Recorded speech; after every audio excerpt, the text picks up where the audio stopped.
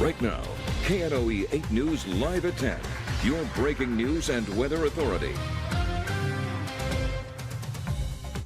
Well, our investigative team has been looking into a deadly explosion in Union Parish this summer. Good evening to you. I'm Jennifer Andrews. Riley Kramer has more tonight on what we found. Through public records requests, the KNOE investigative team uncovered multiple violations at the well site prior to it exploding. The incident report says there was a crew of 6 people hired to clean out the storage tanks in order to bring the site up to standards with the LDEQ. Let's take a look at the map to set the scene. Now, this photo was taken after the explosion and shows the top of one container that actually blew off and landed here during the explosion. 3 people, Chris Cate, Nick Billiard, and Lee Green, were working on this well, which had about 5 feet of crude oil buildup and is the one that exploded. The report says Green went on top of the tank and was cutting a pipe with a grinder when sparks caused the explosion. Green was blown across the road and into the woods.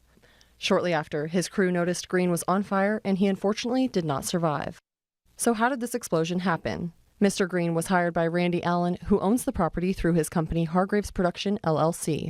The report says none of the crew members obtained any permits to perform work at the site involving operations that produce sparks. They also were not specifically instructed to wear flame-retardant clothing. Multiple compliance orders were sent to Hargraves Production, LLC prior to the explosion. Those orders outlining that the structure was inadequate and there was a clear fire hazard.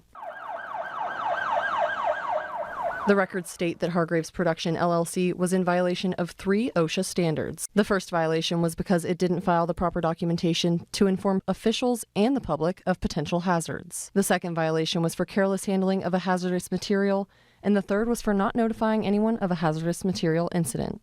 We've reached out to the owner of Hargraves Production LLC as well as those working on site at the time of the explosion, but we haven't heard back. Riley Kramer, KNOE 8 News.